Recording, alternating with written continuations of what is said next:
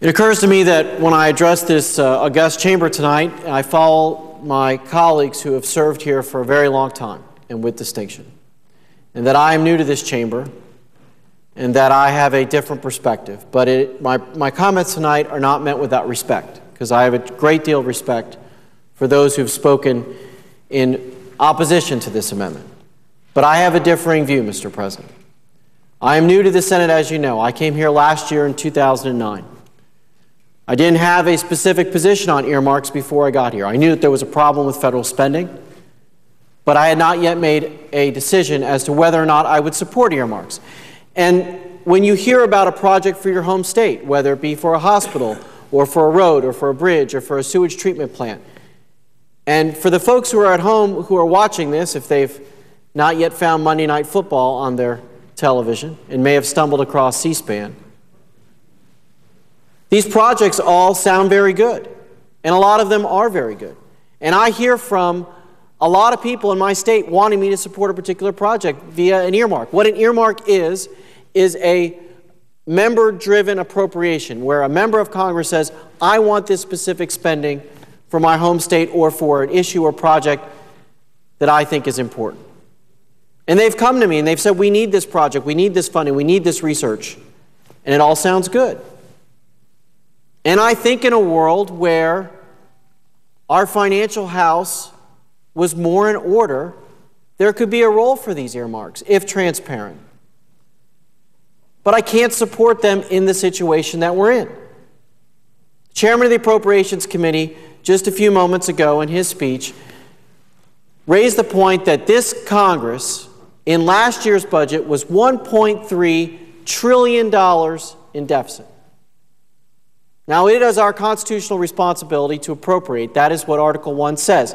The power of the purse lies in the Congress. Congress has not been doing a very good job, Mr. President.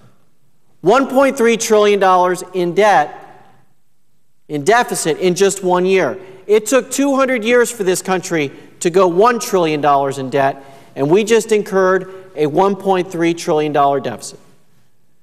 Now, those who are in favor of continuing earmarks and who are against this prohibition say that, look, it's just a small percentage. It's $16 billion. And in light of $1.3 trillion in deficit, what's a mere $16 billion? Frankly, Mr. President, that argument doesn't ring true with the people of Florida. When you talk to a Floridian and say there's $16 billion in spending, that's still a lot of money to regular people. But it's more than that. When I came here and started to vote on appropriations bills in the first few months of 2009, I noticed that those appropriations bills were 5, 10, 15, 20% more than last year's appropriations bills. No wonder that the country is so far in debt. Nearly $14 trillion. Estimated that by the end of the decade, it'll be 26. We spend $200 billion a year in interest now. The debt service on programs we couldn't afford in the past, it'll be $900 billion by the end of the decade. Because the appropriations bills go up and up and up. And I believe, sitting here in all due respect and watching my colleagues, that part of the reason that those appropriations bills get support is because there are member projects in them. And you can't vote against the bill once your hometown project is in it. It is the engine that drives the train. So it is not losing weight by shaving, as my distinguished colleague analogized. It is, as Senator McCain has said, the gateway drug. It enables the spending that we can't afford.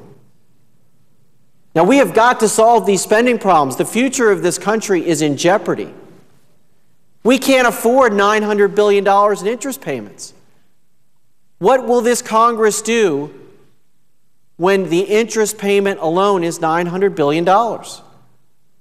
This is not 20 years from now. This is not 40 years from now. This is 10 years, really 9 years from now. I would contend to you, Mr. President, that this government will not function with a $900 billion interest payment.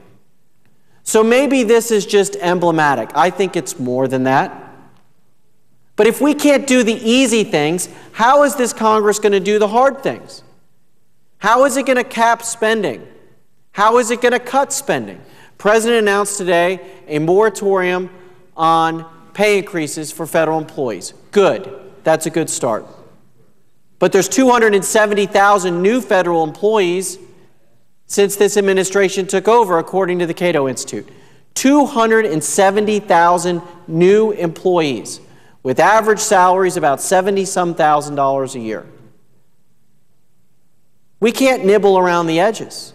Not with a $1.3 trillion deficit in this year alone, and not with $26 trillion staring us down the face by the end of the decade. The future of the country is at stake. Our founding fathers gave this Congress the power of the purse. But with that power comes a responsibility not to run this country into the ground with deficit spending.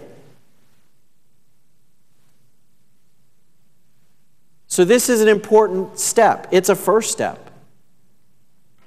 And it needs to be done. Because what needs to be tackled next is much more difficult. The across-the-board spending cuts that will have to come, tackling Social Security, tackling Medicare, and making sure those programs are there for our seniors now but are reformed in a way that's going to save them for the future and not run this country into a financial hole that it can't get out of. My friend from Colorado, and he is courageous to talk on this issue tonight, said, when you're in a hole, stop digging. This is the first step. And if we can't take this easy step, I don't know how in the world Congress is going to take the harder steps that must happen if we're going to save this country.